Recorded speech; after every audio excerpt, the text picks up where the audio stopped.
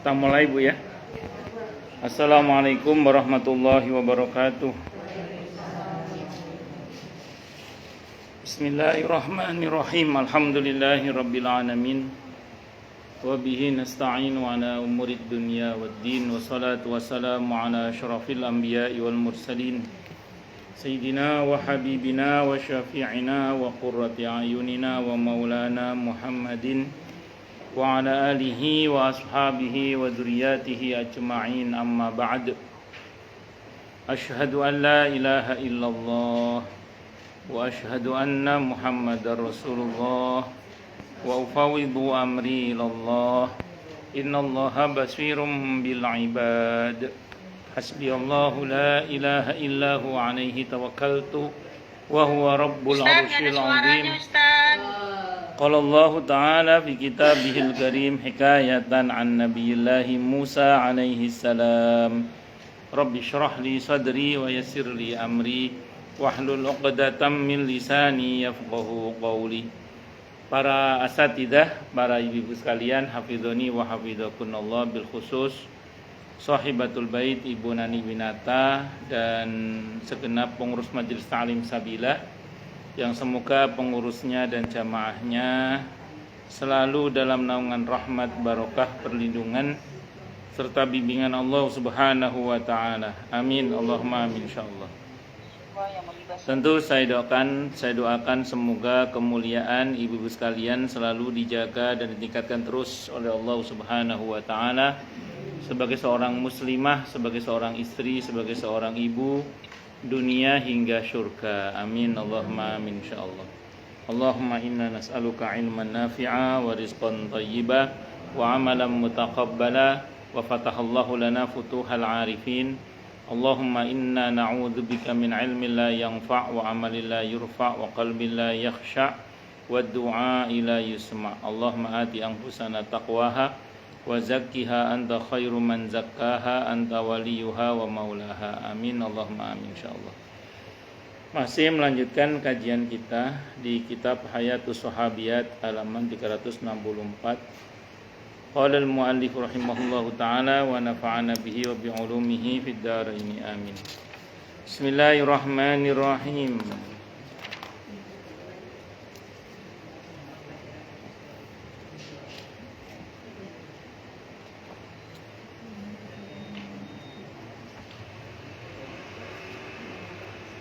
Bismillahirrahmanirrahim. Sekarang saatnya bagi kita untuk mengungkap pelajaran dari peristiwa itu.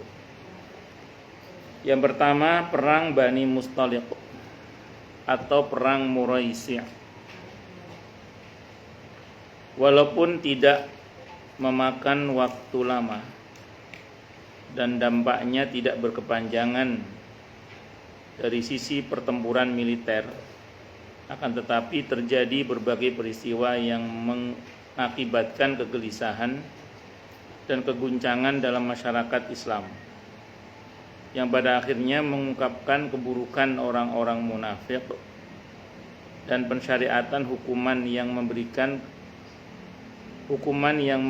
kepada masyarakat Islam gambaran khas berupa kemuliaan dan kesucian jiwa. Itu di antara hikmahnya. Dan memang pada saat terjadi perang itulah sifat-sifat seseorang itu muncul aslinya. Makanya ketika terjadi perang antara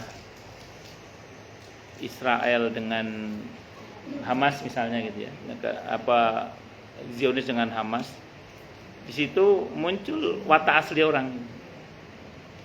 Yang munafik ya kelihatan, sing kafir ya ketok nemen, yang peduli dengan iman Islamnya juga kelihatan. Mana manusia, mana bukan manusia bisa kita lihat lah. Jadi tidak hanya bicara iman, bahkan bicara manusia dan bukan manusia kita bisa melihat. Karena untuk melihat kezaliman yang luar biasa yang terjadi di sana itu gak usah pakai iman lah, pakai manusia saja itu sudah cukup sebenarnya untuk bisa menilai kekejaman yang terjadi di sana. Makanya pada saat terjadi perang itu biasanya aneka sifat-sifat itu muncul.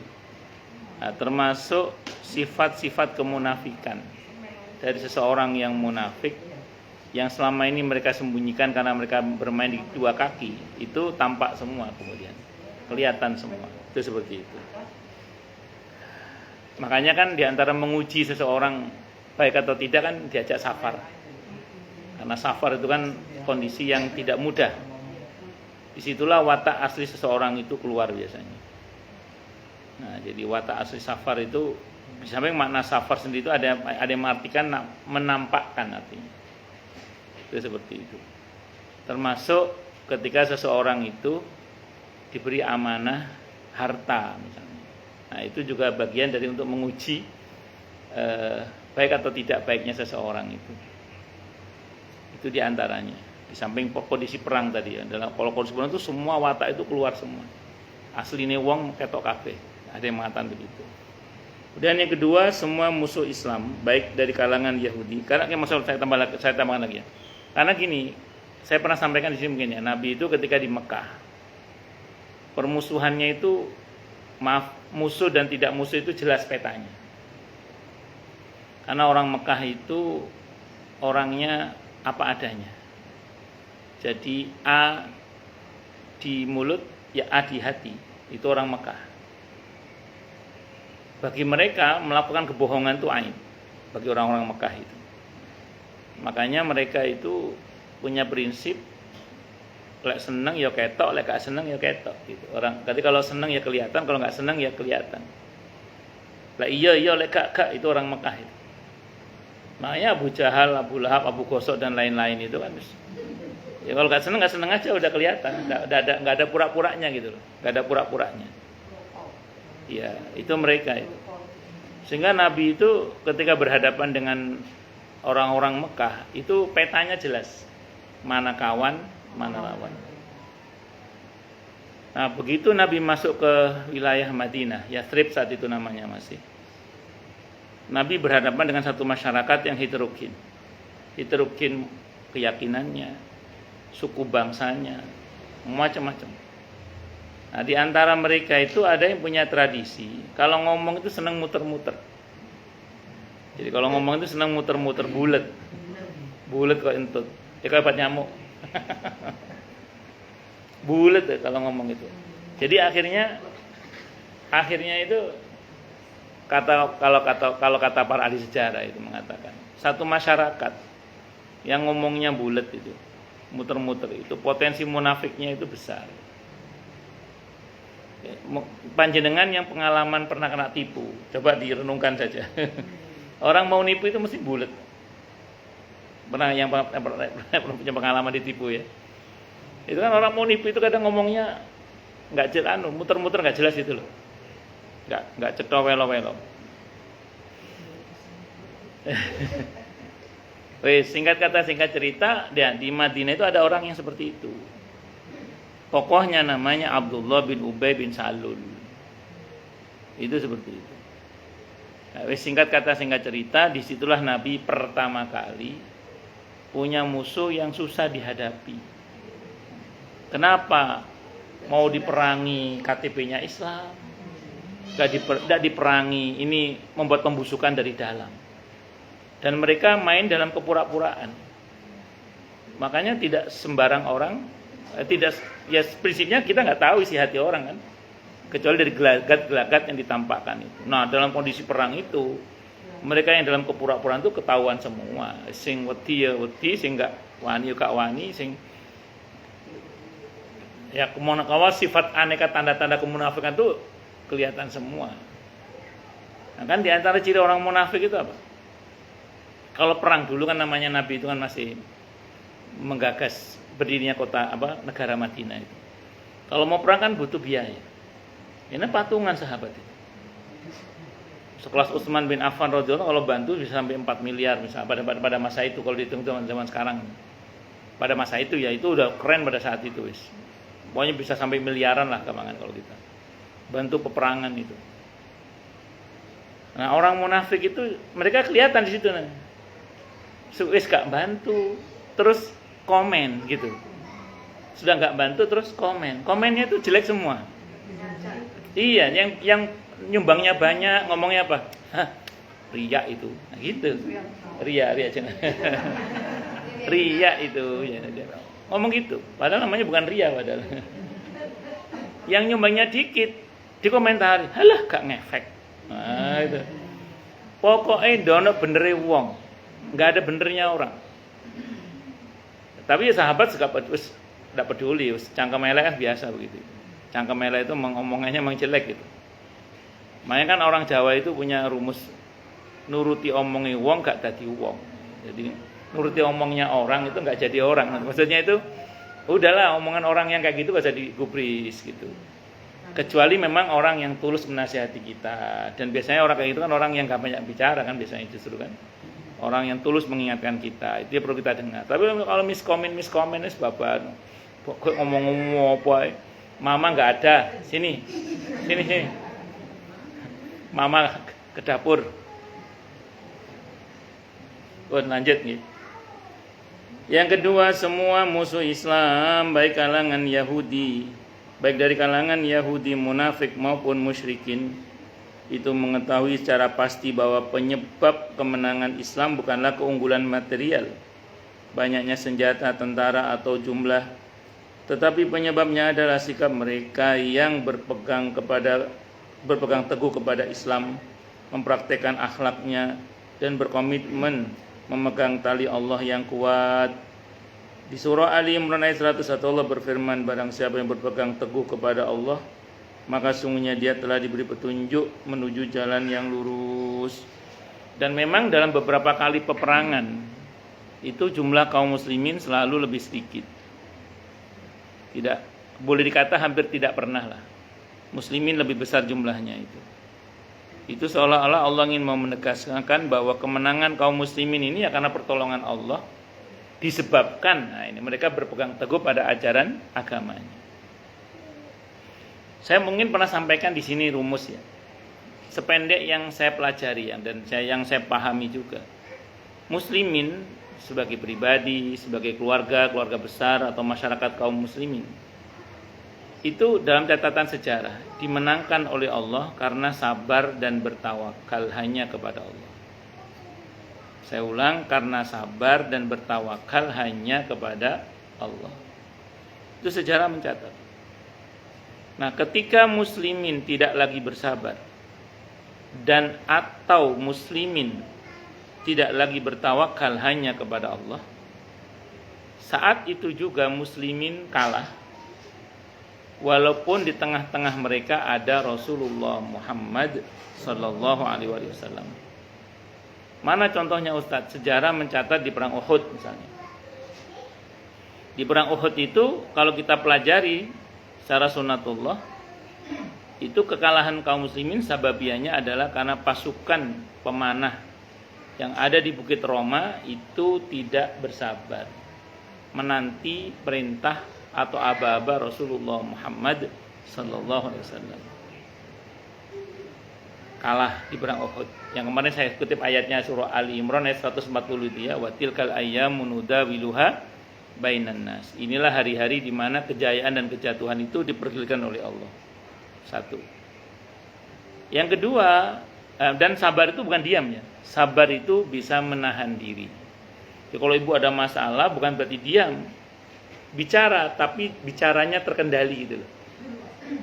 Tetap mengambil sikap, tapi mengambil sikapnya itu juga terkendali. Tetap boleh marah, orang sabar itu boleh marah, tapi marahnya terkendali. Pokoknya serba terkendali. Orang itu kalau terkendali insya Allah selamat insya Allah. Dan dimenangkan oleh Allah. Walaupun ada masa di mana kadang sabar itu diam, ada masa juga kadang diam. Kenapa? Karena percuma kita jelaskan juga. Nah, ada masa di mana kadang diam itu adalah bagian dari sabar itu sendiri. Walaupun saya ulang, bukan berarti sabar itu tidak boleh bicara. Walaupun sabar bukan berarti tidak boleh marah. Walaupun sabar bukan berarti tidak boleh sedih. Yang penting semuanya serba terkendali. Nah, itu terkendali. Itu satu dulu. Yang kedua, enggak tawakal, muslimin kalah. Walaupun di tengah-tengah mereka ada Rasulullah Muhammad sallallahu alaihi wasallam. Kapan itu? Saat perang Hunain. Pasca Fathu Mekkah itu kan ada dua wilayah yang tidak takluk, menolak takluk lah, yaitu Hunain dan Taif.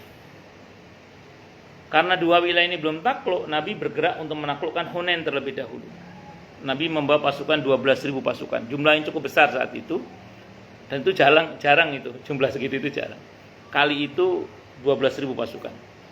Ada yang omongan itu Nabi nggak suka omongan itu.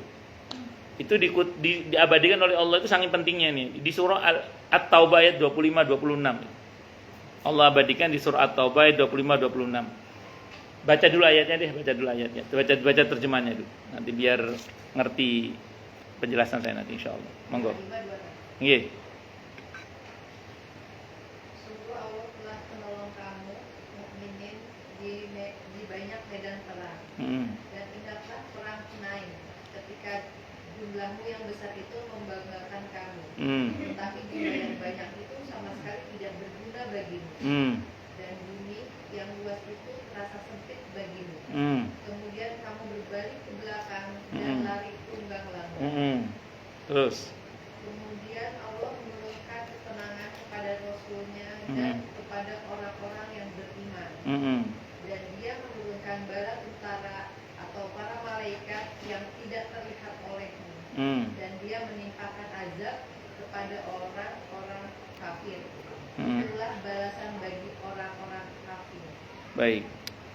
Itu kan ceritanya, kalau kita baca di sirah ya kurang lebih, ada sebagian orang yang mungkin baru masuk Islam atau apalah, atau baru ngaji. Ngomongnya gini. Dulu jumlah kita kecil kita menang. Apalagi jumlah kita sekarang besar, kita pasti menang. Ngomong gitu dia. Nah, bisa ujub, bisa juga dia telah tidak bertawakal kepada Allah, hanya kepada Allah, tapi bergantung kepada makhluk, kekuatan, jumlah. Nah, itu Nabi nggak suka itu. Karena selama ini kalau perang kan Nabi hasbunallah wa ni'mal wakil, bergantung berharap hanya kepada Allah. Akhirnya benar kan? Begitu Nabi bergerak ke Hunain, kalau kita baca dalam sejarah itu, Nabi dan para sahabat ditelikung dari balik bukit kan. Itu pasukan kaum muslimin kocar-kacir itu. Lari tunggang langgang kocar-kacir itu. Itu Nabi kita Muhammad sallallahu alaihi wasallam itu sampai diapit oleh 4 sahabat utama, Abu Bakar, Umar, Utsman, Ali radhiyallahu anhu. Itu jarang terjadi itu.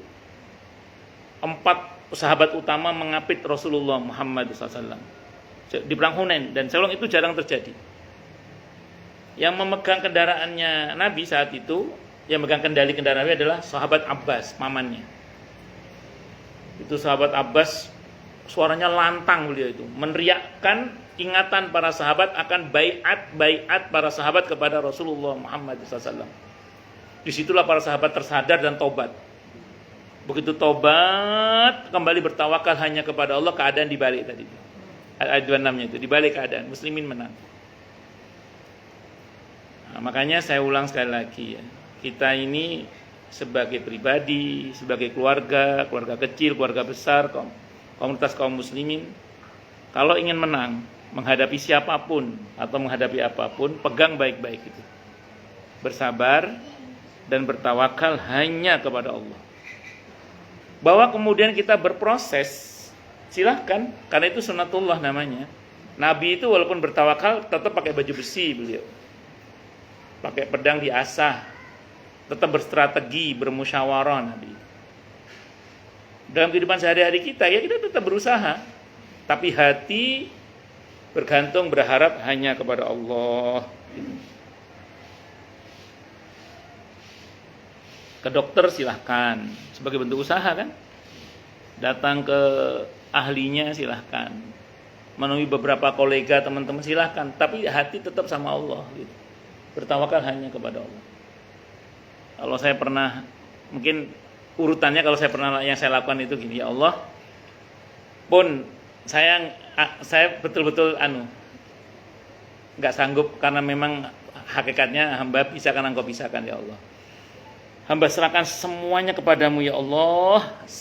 Besok izin saya mau menemui hambamu ya Allah, sebagai bentuk ketaatan hamba kepadamu untuk berusaha. Jadi kalaupun saya besok mau menemui hamba Allah, itu karena perintah Allah untuk berusaha. Tapi hati saya seluruhnya saya serahkan pada Allah. Allah semuanya. Bisa dipahami ya? Alhamdulillah, Masya Allah, qadar Allah kasih solusi. Dan itu harus kita syukuri. Itu seperti itu. Bisa dipahami ya? Nah, ini contoh saja. Nah, semuanya gitu. Ya Allah, ini hamba tidak tahu ini masa depan anak-anak hamba misalnya. Engkau lah Tuhan mereka ya Allah. Mereka enggak butuh hamba.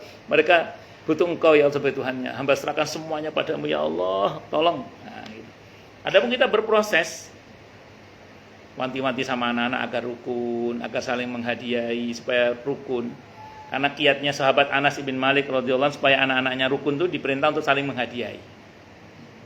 Anas bin Malik radhiyallahu anhu itu putranya 114, ada yang mengatakan 100 lebih, ada yang mengatakan 114. Jangan tanya ibunya, semuanya. Iya, 114. Itu emang iya, 90 hafal Al-Qur'an semua jadi ulama. 90 hafal Al-Qur'an semua jadi ulama. Ada yang mengatakan, saya pernah baca manaqib atau ngaji manaqibnya Anas bin Malik radhiyallahu anhu. Itu beliau itu setiap kali khatmul Quran dipanggil seluruh anak-anaknya, istrinya dipanggil untuk beliau berdoa terus diaminkan oleh anak-anaknya. Khudh minal Qur'ani ma syi'ta lima syi'ta. Ambillah dari Al-Qur'an itu apa yang kau mau untuk apapun yang kau mau. Jadi ambil dari Al-Qur'an yang kau mau untuk apa yang kau mau, untuk apa saja yang kau mau. Itu anak. Nah, satu lagi kiat beliau di samping itu, kiat beliau adalah beliau berpesan pada anak-anaknya, tahabbu. Salinglah kalian memberikan hadiah, maka kalian akan saling mencintai. Nah, jadi itu perintah beliau kepada anak-anaknya agar saling memberikan hadiah antar anak-anak itu, supaya bisa ada ikatan batin untuk bisa saling mencintai. Pernah nggak panjenengan misalnya main ke rumah saudara? Selama ini karena panjenengan yang mampu, panjenengan yang selalu ngasih ke anak-anaknya. Karena yang mampu selama ini panjenengan. Ini ceritanya anak-anak masih kecil ya, sudah tua-tua nggak usah. Suatu saat pas kita mau pulang, ternyata saudara kita yang tidak mampu itu nganak-nganak itu mengada-adakan untuk anak-anak kita, walaupun mungkin untuk ukuran kita nggak seberapa. Tapi seneng nggak dalam hati itu? Iya. Apa ya, kita kepeduliannya, bukan soal angkanya. Apa maksudnya? Kepeduliannya itu. Nah, itu banyak itu mengikat emosi persaudaraan. Itu seperti itu. Itu sahabat Anas bin Malik radhiyallahu anhu punya kiat agar antar anak-anaknya rukun, itu diperintah untuk saling menghadiahi. Itu diantaranya. Lanjut.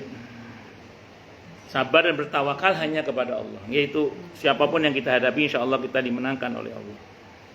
Dan itu pegang baik-baik itu. Itu pegang apa? Baik-baik. Yang ketiga, musuh-musuh Islam juga mengetahui bahwa mengalahkan Islam dan pemeluknya tidak mungkin dilakukan dengan jalan penggunaan senjata. Oleh karena itu mereka berketetapan hati untuk melancarkan perang propaganda secara meluas yang tak pernah berhenti dan tak pernah mengenal kata bosan melawan din ini dari arah akhlak dan tradisi yang buruk maksudnya. Tradisi tidak semuanya buruk ya, ini maksudnya tradisi yang buruk, maksudnya kebiasaan yang buruk. Allah Ta'ala berfirman di surah Saba ayat 33, bahkan mereka membuat makar pada malam dan siang hari. Mereka menjadikan pribadi Rasulullah Muhammad sallallahu alaihi wasallam sebagai sasaran pertama propaganda busuk mereka. Mereka menyebarluaskan berita bohong, fitnah, dakwaan kosong terhadap Rasulullah Muhammad sallallahu alaihi wasallam. Mereka mempublikasikan berbagai kebatilan yang isinya sudah cukup untuk dinyatakan sebagai kebatilan tulen. Mereka membeli para penulis buku yang mau dibeli harga dirinya dan juga para ilustrator untuk menulis dan menggambar kelakar dan karikatur yang diinginkan oleh orang-orang tak bermoral itu atas nama seni. Sebagaimana klaim mereka, sekarang ini kita melihat berbagai gambar karikatur jahat dan penuh dosa yang menghina pribadi pemimpin kita, bahkan pemimpin seluruh manusia, Nabi Muhammad sallallahu alaihi wasallam. Karikatur itu mereka buat untuk menghancurkan spirit loyalitas muslimin kepada Rasulullah Muhammad sallallahu alaihi wasallam. Rasul mereka yang mulia, untuk membunuh kepribadian beliau, menghapuskan kewibawaan kaum muslimin, membabat habis perasaan gagah seorang muslim terhadap agamanya, dan mengguncangkan perasaan mereka dari waktu ke waktu. Saya mau terangkan dulu ini. Kalau soal fitnah, berita bohong, para nabi dapat jatah juga. Jadi nggak cuman, jangankan kita, maksudnya gitu, nabi aja dapat. Makanya kalau misalnya suatu saat kita ada yang menfitnah, ada yang menyalahpahami, ada yang menuduh, nggak usah kaget. Itu sekelas nabi dan rasul saja dapat bagian itu. Apalagi kita gitu maksudnya ya. Makanya nggak usah heran lah. Ada orang yang ngomong gini ngomong gitu sama kita, ya sak karepmu kono. Ngomong apa sak karepmu, lek-leken kono wis entek-entekno kono. Kalau nuruti omongannya orang nggak jadi orang gitu. Nah, kita sabar aja udah. Karena saya tadi sekelas nabi dan rasul pun dapat bagian kalau fitnah itu seperti itu. Nah, yang menarik adalah begini ya sebenarnya. Nabi itu kan dijamin oleh Allah secara langsung kemuliaannya. Al-Insyirah atau surah Asy-Syarh, wa rafa'na laka dzikrak, wa rafa'na laka dzikrak, dan kami tinggikan untukmu wahai Nabi sebutanmu. Artinya apa? Nabi itu dimuliakan langsung oleh Allah.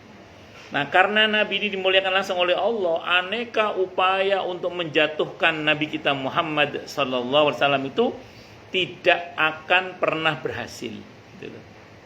Dan sejarah mencatat dari dulu ketika Nabi masih sugeng sampai sekarang itu aneka fitnah itu terus digencarkan kepada Nabi kita Muhammad SAW, tapi itu sama sekali tidak bisa menjatuhkan kemuliaan Nabi kita Muhammad Sallallahu Alaihi Wasallam. Bisa dipahami ya? Ya. Makanya gini Bu, sejarah kehidupan Nabi kita Muhammad SAW itu ditulis tidak hanya oleh kaum muslimin, bahkan orang di luar Islam pun menulis sejarah kehidupan Nabi kita Muhammad SAW. Tentu yang jujur, yang objektif, itu nulis apa adanya, dan itu kesimpulannya mulia Nabi itu. Nabi itu mulia kesimpulannya. Bahkan siapa itu yang nulis di berita itu yang Nabi itu nomor satu, yang paling tokoh nomor satu dunia yang berhasil melakukan perubahan karena hanya dalam kurun siapa? Ya siapa namanya itu? Itu kan orang di luar Islam itu yang mengatakan itu. Dan ada beberapa penulis di luar Islam yang saya pernah baca bukunya itu, siapa Karen, ya itu di luar Islam kan ya? Ya itu, ya itu juga bagus tulisannya. Ya kalau bahwa kemudian di Bali itu ada orang-orang yang menulis dengan nada kebencian, itu konsekuensi dari fitnah tadi itu. Karena ingat, Allah menetapkan bahkan untuk para nabi itu musuh dari kalangan setan manusia maupun setan jin. Nah, kalau nabi aja sudah Allah stempel pasti punya musuh setan manusia dan setan jin, apalagi kita. Apalagi kita. Berarti memang sunnatullahnya begitu hidup ini. Allah. Ya kalau mau enak nanti di surga. Kalau mau enak nanti di surga. Kita dapat melihat fenomena ini secara jelas manakala Rasulullah Muhammad sallallahu alaihi wasallam menikahi Ummul Mukminin Zainab binti Jahash radhiyallahu anha untuk membatalkan tradisi adopsi dan untuk menegaskan halalnya mantan istri dari anak angkat atau anak adopsi seseorang bagi ayah angkatnya sesudah masa iddahnya selesai.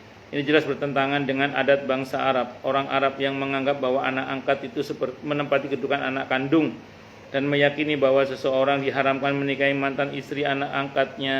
Nah, ini untuk menepis anggapan yang keliru itu, syariat meluruskan bahwa anak angkat selamanya bukan anak kandung. Saya ulang, anak angkat selamanya bukan anak kandung. Sehingga dampak-dampak hukum yang muncul dari anak angkat dan anak kandung itu berbeda. Itu seperti itu. Allahu Akbar. Kayak kemarin saya ada orang nanya masalah warisan gitu. Ada orang yang meninggal, dia nggak punya siapa-siapa lagi, orang tua nggak punya, saudara udah pada meninggal semua. Terus ada anak angkat, Anak angkat ini mendapat wasiat. Terus orang nanya ke saya, ahli warisnya siapa nih Ustadz ahli warisnya? Karena ke atas udah nggak ada, ke samping juga udah nggak ada, istri juga nggak ada, anak juga nggak punya. Maka ahli warisnya adalah keponakan laki-laki dari saudara laki-laki. Keponakan laki-laki dari saudara laki-laki. Laki-laki dari saudara laki-laki saja. Pakai saja ya. Nah. Terus anak angkat gimana? Dapat wasiat? Dapat wasiat karena dia ada wasiat kan, maksimal 1/3 dari total harta. Itu seperti itu. Jadi beda, anak angkat itu andaikan nggak ada wasiat nggak dapat warisan itu. Kecuali yang sudah dihibahkan, dihadiahkan, itu dia berhak menerima itu. Nah, tapi kalau udah ada hadiah, nggak ada hibah, nggak ada wasiat, udah wassalam.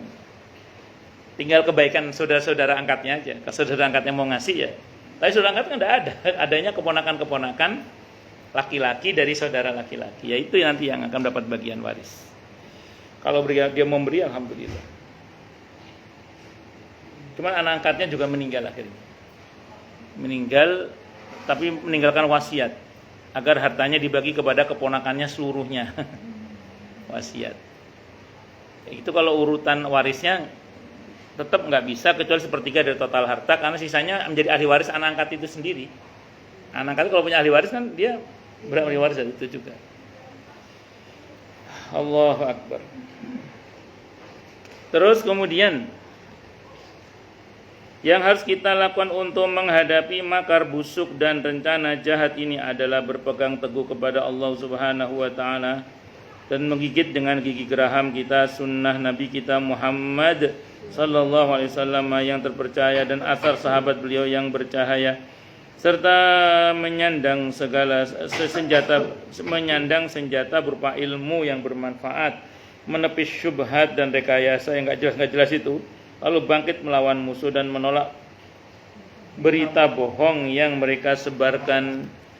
Allah Subhanahu wa taala berfirman di surah As-Saff ayat 8-9 yang artinya mereka ingin memadamkan cahaya Allah dengan mulut mereka. Padahal Allah itu pasti menyempurnakan cahayanya.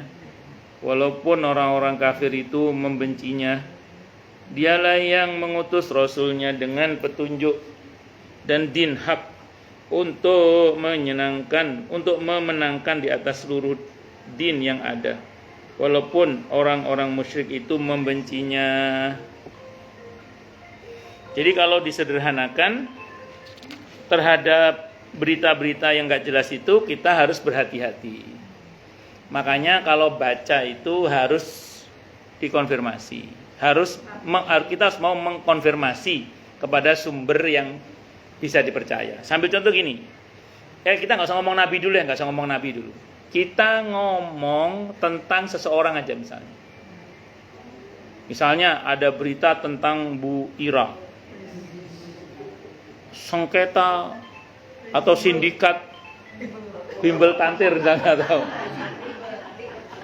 Mbak Ayu protes tuntutan menaikkan gaji dan kesejahteraan misalnya gitu. misalnya. Mbak Ayu mendirikan yang baru. Oh. misalnya. Terus sampai ke saya berita itu saya nggak boleh langsung percaya itu. Ini bener Mbak Ayu beritanya ini. Tanya ke yang kompeten, Bu Ira, ini bener berita ini Bu? Nanya. Atau nanya ke sumber yang terpercaya. Jangan sampai kemudian saya langsung percaya berita buruk itu yang menyebabkan penyesalan di belakang hari karena telah membuat orang lain celaka. Gitu. Paham maksudnya? Ya? Itu dalam Islam itu gitu. Tidak boleh kita menelan mentah-mentah berita buruk itu kecuali setelah tabayyun. kecuali berita itu muttafaqun alaih. Artinya semua orang tahu memang dia memang kelakuannya begitu. Dia memang begitu. Semua orang tahu dia kalau ngutang nggak pernah bayar, memang semua tahu. Misalnya gitu. Sekarang korbannya banyak, sudah valid. Nah itu tidak perlu tabayun. Tapi kalau yang ini perlu tabayun. Kalau nggak belum jelas, itu orang biasa aja Nabi nyuruh kita, Allah nyuruh kita tabayun. Lalu bagaimana kalau itu tentang Rasulullah Muhammad SAW? Makanya kita ini kalau ada sejarawan nulis sejarah yang agaknya kurang pas itu, coba cari perbandingan ke buku sejarah yang lain. Jangan-jangan ini penterjemahnya keliru, jangan-jangan. Iya, kadang penterjemah itu juga subjektif juga, kadang keliru juga dia menerjemahkan itu. Atau pilihan katanya tidak sebagus penulis yang lain misalnya, ya pengistilahan itu. Allah, jadi ya harus konfirmasi. Hati-hatilah. Itu seperti itu. Yang kedua, yang kelima, memikul beban di jalan dakwah dan sabar menghadapi musibah yang menerpa. Kesulitan dan keletihan yang ada ini adalah jalan yang ditempuh oleh para nabi dan rasul. Inilah jalan yang dilalui hamba-hamba Allah yang salih, yakni jalan menuju jannah yang tak pernah ditebari bunga, bahkan harus ditempuh dengan membayar mahal terlebih dahulu, yakni dengan mendermakan dan mengorbankan apa yang dimiliki di jalan Allah. Sebagaimana firman Allah Subhanahu wa taala kepada nabinya sallallahu bersabar di surah Al-Ahqaf ayat 35 itu, yang artinya bersabarlah kamu sebagaimana bersabarnya para rasul yang memiliki keteguhan hati, ulul azmi minar rusul. Jadi gini, jalannya para nabi dan rasul itu tidak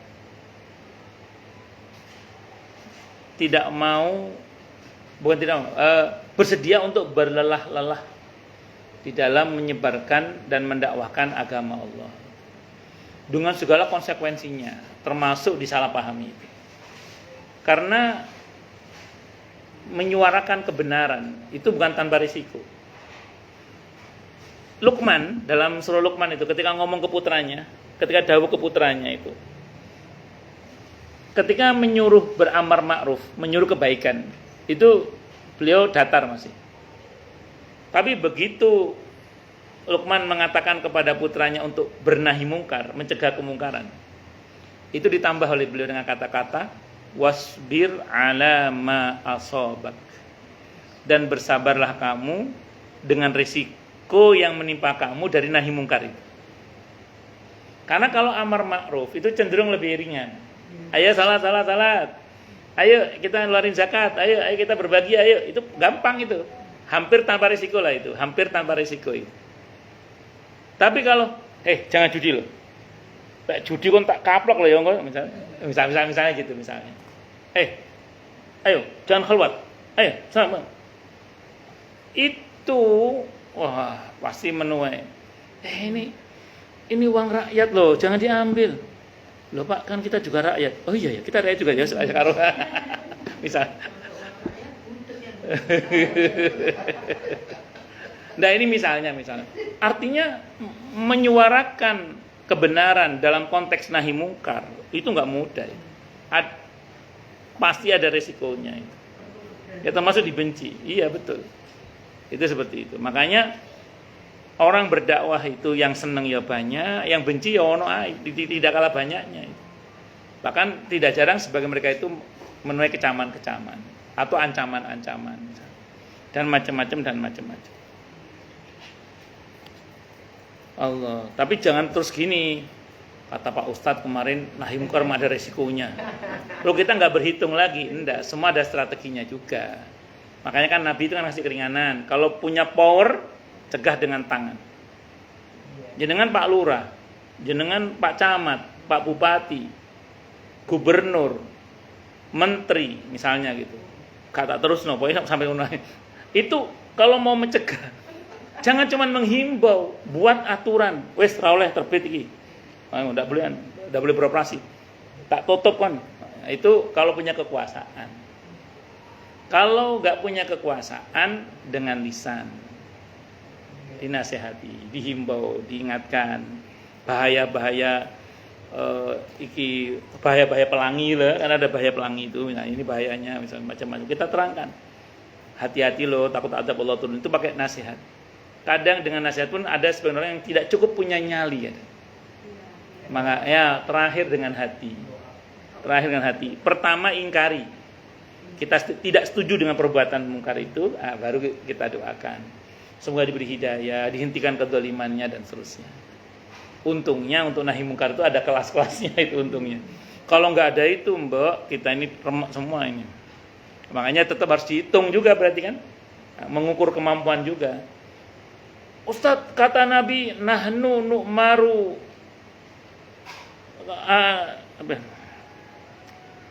nahnu nu'maru an naqulal haqqa wa lakana murra. Kami diperintah oleh Nabi untuk berkata yang benar walaupun pahit rasanya. Sekarang jenengan di lajur kiri naik sepeda motor. Bu Desi lah naik motor dengan helmnya yang cantik itu.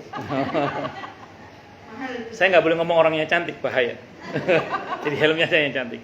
Nah itu terus ada truk nyalip truk yang lain nyerobot jalur kanan. Bu Desi kan kiri. Yang bener Bu Desi apa truknya? Bu Desi kan jalur kiri. Apa kata Desi? Saya yang benar, saya tidak takut. Lawannya truk. Kira-kira apa yang terjadi? Ya. Jadi kadang kita itu harus seperti Ashabul Kahfi juga. Ashabul Kahfi kan dia mau bentur raja yang zalim saat itu. Daripada repot-repot tak nyingkir aja.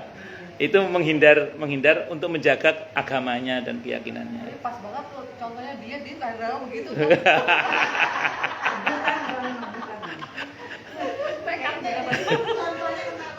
Jadi kita mesti ngukur juga itu. Ini kan babnya fikih ya. Fikih itu lebih realistis ya, fikih itu. Kan ada orang itu serba main akidah tuh. Akidah yakin ada gitu ada. Cuman kalau fikih itu lebih realistis fikih itu. Nabi itu ya akidahnya dipakai, akhlaknya dipakai, fikihnya ya dipakai juga. Karena biasanya orang kalau nggak pakai fikih itu biasanya ada aja fitnahnya itu. Ya bonyok itu diantaranya itu.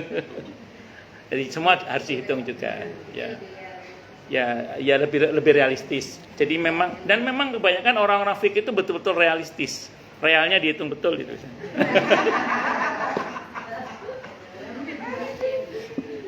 Lanjut. Yang keenam banyak bicara, sombong dan suka menipu adalah penyakit yang menimpa manusia dan menjadikannya tak dapat berpikir dengan baik serta tidak mampu menghadapi akibat perbuatannya. Sebagaimana setan menghias-hiasi kepada Bani Mustalik bahwa mereka adalah kabilah yang kuat, memiliki jumlah angkatan perang yang besar, mampu membasmi habis dakwah Islam dan menghancurkan masyarakat Islam di kampung halamannya. Diprovokasi gitu. Pemimpin dan kaum pria yang merasa mulia dengan dosa itu berjalan untuk menghidupkan kembali semangat anti-Islam di berbagai kabilah Arab. Mereka menghimpun semua kabilah itu untuk berjalan bersama mereka dan mencoba melawan banjir yang sangat deras yang menyapu bersih semua kekuatan jahiliyah atau paganisme yang ada di hadapannya, menyingkirkan semua penghalang dari jalan dakwahnya, menyinari dunia dengan penyampaian risalah kebenaran dan keadilan, cahaya dan petunjuk. Tapi ingat loh ya, Nabi itu tidak langsung membasmi tradisi jahiliyah seketika. Karena ingat, Nabi berproses tanpa melawan itu 13 tahun. Jadi semuanya butuh proses, enggak ujuk-ujuk, maju gaklik, mau betunduk tiba-tiba itu enggak bisa gitu. Saya ini terlepas Anda setuju atau tidak setuju dengan saya. Masih ingat enggak ketika Semeru batuk itu ya?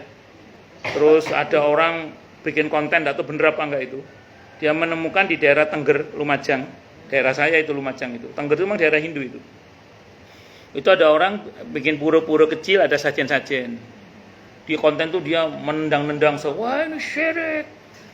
Oh, murka Allah, wah, dua hancur kabeh. Akhirnya masyarakat Lumajang kan bergejolak itu. Wah iki sopo iki kok moro-moro ngamuk ini. Itu saya ngasih komentar gini. Saya ini orang Lumajang. Saya itu tahu Lumajang, saya bilang. Itu daerah Hindu. Lah kok kon ngrusak tempat ibadah wong Hindu iku kuwi piye ceritane? Wong di dalam perang saja itu ndak boleh loh merusak tempat ibadah agama lain, termasuk mengganggu ibadah tokoh-tokohnya. Itu satu dulu. Yang kedua, misalnya itu orang Islam yang melakukan, oke itu syirik, itu kemungkaran, ndak boleh itu ya. Orang Islam yang melakukan itu ndak boleh itu. Tapi pertanyaannya, kamu sudah dakwah apa di situ? Loh kamu nggak pernah dakwah di situ, nggak pernah mendekati masyarakat Muslim di situ. Tahu-tahu teriak haram, syirik, terus dihancur-hancur. Yang melukai hati mereka. Lah kalau kita ikut spirit dakwahnya Rasulullah bertahap 13 tahun loh Nabi itu membersamai orang-orang jahiliyah dengan aneka kesyirikannya itu, kok langsung diwajurno apa itu berhala-berhala di Ka'bah itu. Itu baru dihancurkan itu setelah Fathu Mekah, setelah 13 tahun lebih berlalu. Bisa dimengerti nggih? Emang ojo apa-apa itu maunya instan gitu loh. Semuanya butuh proses. Tapi proses juga jangan lama-lama selak bosok. Kan ada orang itu kalau dinasihati, kok belum berubah Kak? Masih proses mah. Kok belum berubah? Masih proses. Prosesnya aja suwe-suwe deh, kok selak bosok. Ya tapi proses harus kita hargai proses itu. Tapi jangan hanya berproses, tapi juga harus berprogres. Proses.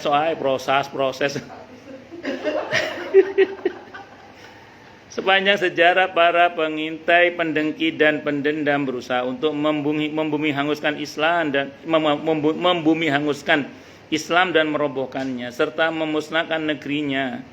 Akan tetapi hasilnya yang pasti walaupun berselang beberapa waktu lamanya adalah tercerai berainya penyerang Islam itu, terpecah belahnya mereka dan tercabik-cabiknya kekuatan mereka, walaupun mereka adalah kekuatan adidaya di muka bumi kayak Persia Romawi ya.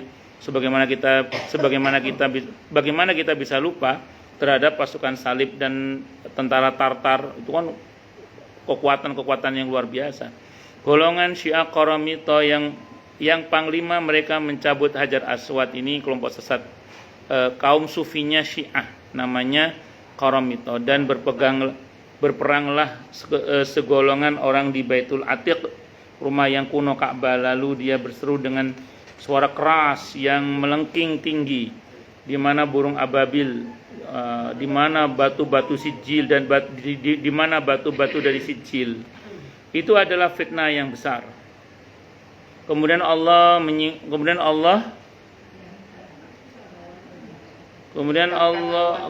menyingkapkan awan dan orang-orang yang lalim itu menjadi tercatat dalam sejarah yang tiada seorang pun menyebut mereka kecuali selalu disertai dengan laknat dan penyebutan yang buruk. Islam menjadi dan selalu menjadi yang tertinggi bagaikan bukit penghalang keburukan. Allah Subhanahu wa taala menghancurkan siapa saja yang hendak berbuat jahat terhadapnya, karena dia adalah agama yang benar. Allah Ta'ala berfirman di surah At-Taubah betul yang artinya dia menjadikan kalimat orang-orang kafir itu rendah dan kalimat Allah lah yang paling tinggi. Allah itu maha agung lagi maha bijaksana. Allah Subhanahu wa Ta'ala juga berfirman yang artinya katakanlah kebenaran telah datang dan kebatilan telah binasa. Faqul ja'al haqqu wa zahaqal batil innal batila kana zahuqa. Sungguhnya kebatilan itu pasti hancur binasa. Terjemahan surah Al-Isra ayat 81. Wallahu a'lam bishawab. Silakan yang mau tanya, protes, marah boleh silakan. Masalah itu masalah yang lain boleh, monggo kalau ada. Kalau enggak ada berarti jelas semua atau tidak jelas semua.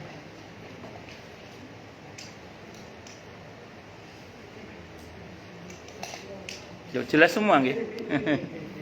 Atau tidak jelas semua.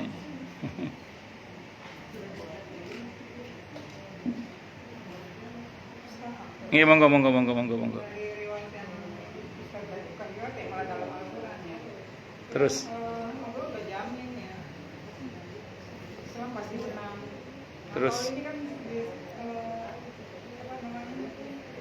Israel itu kan kok nggak bisa gitu ya, nyerang sana nyerang sini. Jaminannya sampai kapan? Muslimin itu pasti menang, kata Imam Suyuti memahami hadis itu begini, atau ayat tentang kalau kalian menolong Allah akan menolong kalian. Itu kalau Imam Suyuti dalam tafsir Jalalain itu saya baca itu, beliau mengatakan begini, ini kepastian menangnya kaum muslimin. Dalam tafsir Jalalain Imam Suyuti mengatakan begini, muslimin itu kalau perang menang dapat rampasan perang, kalau mati syahid, dua-duanya menang itu jaminannya. Makanya saya pernah cerita di sini sama ibu-ibu ya. Dulu para sahabat Nabi kalau pamit perang itu nanya sama Nabi, "Mali fil ma'raka ya Rasulullah?" Apa yang saya dapat kalau saya mati di medan perang ya Rasulullah? Nabi bilang jannah, surga. Itu sahabat langsung titip kunci rumah saya, anak istri saya titip, terus kemudian harta saya titip, saya berangkat perang. Itu pamit ke keluarganya ngomongnya apa? Kalau bahasa kita, "Dek, aku berangkat perang, Dek, aku pamit perang, doakan aku gak balik lagi." Ya saking pengennya mati syahid gitu. Dulu itu gitu.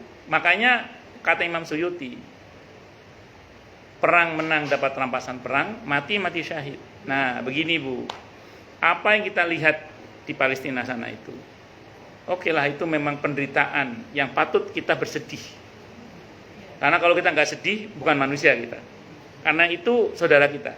Itu tragedi kemanusiaan yang luar biasa.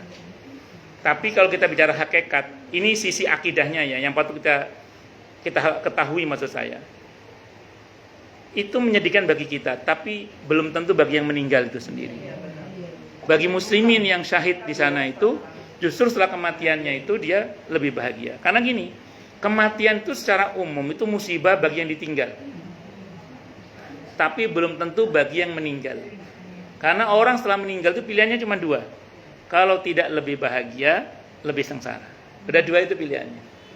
Ngaten nggih? Wallahu a'lam bishawab. Nah, kalau mengenai kenapa?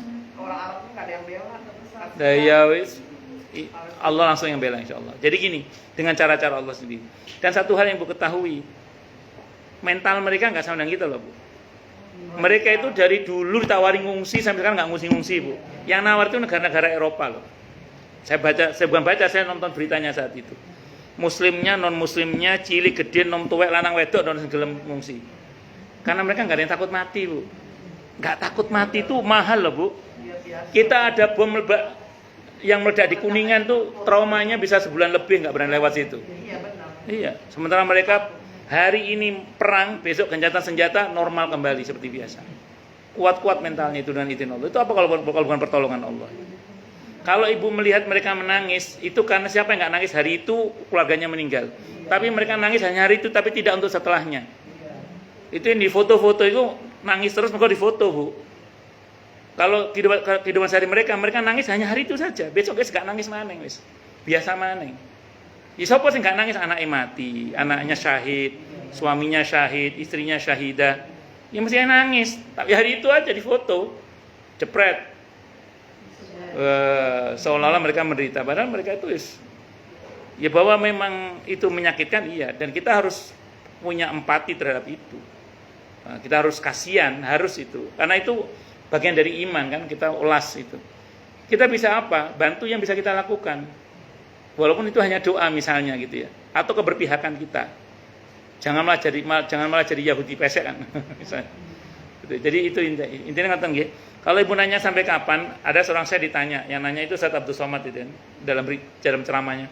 Saya pernah nanya ke Syekh itu, kenapa kok enggak Yahudi itu dihancurkan saja? Kata Ustaz Abdul Somad, Syekhnya jawab, nah kalau mereka hancur terus bagian kamu apa? Bagian perjuangan kamu itu ya itu bagian dari ladang jihad kita. Dan memang kalau kita baca hadis-hadis yang mulia, memang Yahudi ini musuh akhir zaman. Saya mau terangkan ya. Majusi atau paganisme itu pernah berjaya berabad-abad. Romawi dengan Nasraninya itu telah berjaya juga berabad-abad. Muslimin itu berjaya berabad-abad. Muslimin itu telah berjaya berabad-abad. Muslimin itu. Nah mereka ini sependek yang saya ketahui, belum pernah punya kejayaan sebagaimana yang diraih oleh muslimin, yang diraih oleh Yahudi, Majusi maupun Nasrani. Nah, mereka ini baru sekarang. Itu pun nggak sepenuhnya jaya sebenarnya mereka itu. Cuman mereka kan menguasai titik-titik vital kan. Itu seperti itu. Dan ini belum seabad. Belum lama mereka ini, Bu, berjaya itu. Belum lama. Seabad aja belum mereka ini. Saya kira ngoten nggih. Wallahu a'lam bishawab. Memang sih kelemahan kita itu bisa bersatu itu kan dari dulu ya. Kenapa? Memang apa namanya tidak adanya hidayah apa gimana nggak bisa tuh. Muslimin itu berjaya sudah berabad-abad tuh. Sekarang memang kita grafiknya kan ada hadis yang cukup panjang itu. Yang grafiknya kan lagi turun kan toh? Ya udah jalani aja lagi turun ya kita jalani aja. Tapi setelah ini semua orang tahu bahwa Islam akan bangkit kembali. Ada masanya itu dan itu kita yakini itu. Kapan? Ada masanya nanti. Sabar aja. Sekarang kita ambil peran sesuai dengan porsi kita aja. Ibu bisa apa gitu? Kita bisa apa? Paling enggak keberpihakan kita kepada kebenaran itu. Saya kira itu. Wallahu a'lam bishawab. Ya monggo yang lain silakan kalau ada. Jelas semua? Kalau Fathul Izar itu Apa? Fathul Izar. Fathul Izar. Ibu dari mana tahunya Fathul Izar? Itu di Instagram. Ustaz juga ngikutin Oh iya. pernikahan. Katanya itu kan Ya wis. Fathul Izar artinya buka sarung. Tidak apa-apa. Di pesantren kami itu dulu ada beberapa kitab yang isinya itu Kama Sutra Islami lah. Ada Uqudul Jain, ada Qurratul Uyun, ada Qurratul Uyun. Nah, itu menceritakan tentang posisi-posisi percintaan itu. Jadi jangan dikira para ustadz itu cupu dalam percintaan. Wah.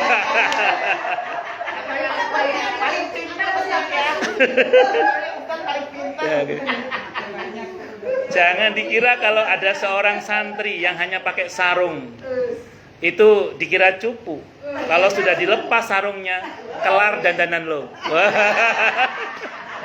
Itu istilahnya gitu. Kalau dia itu Fathul Izar, kalau dibuka sarungnya kelar dadanan lo gitu. Nah ini istilah. di situ tuh ada yang bukan bilang gini, Ya. berhubungan dengan suami istri misalnya hari malam Senin anaknya begini, malam Selasa begini, malam Rabu anaknya begini. Lah, Oh gitu. ini apa? Oke, bagus. Yang mana yang malam apa jadi Ya, bagus. Bagus. Ah, gini. Enggak gini. Ini enggak gini loh. Gini Bu, gini. Itu kan buku ya. Buku karya seorang ulama, itu pendapat ulama. Iya, ulama itu, karya ulama, pendapat ulama itu gini. Judulnya Ustaz.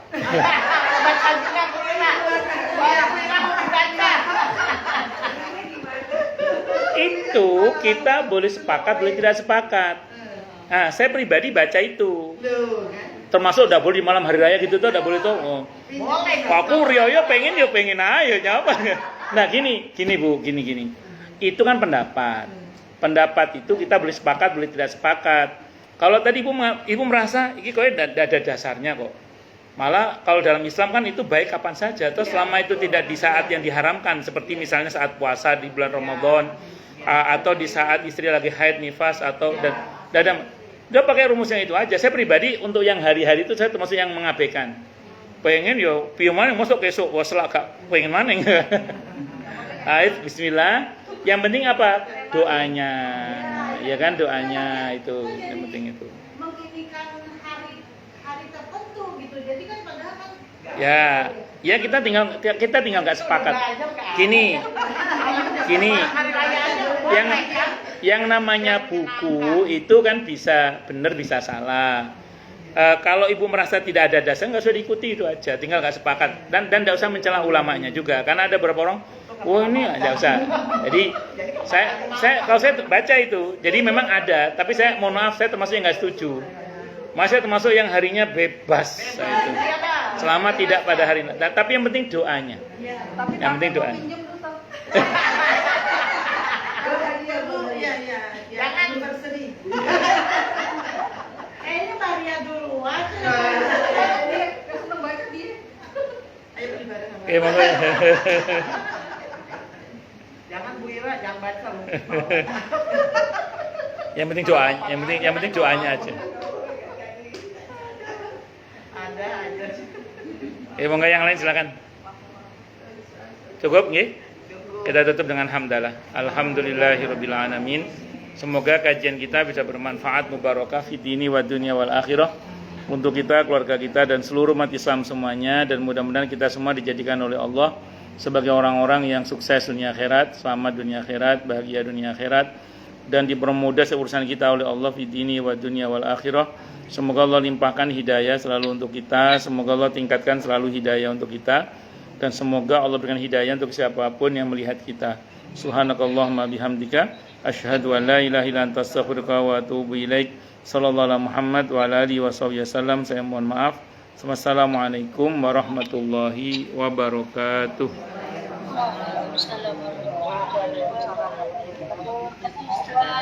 Sami-sami. Wa jazakillahu khairan.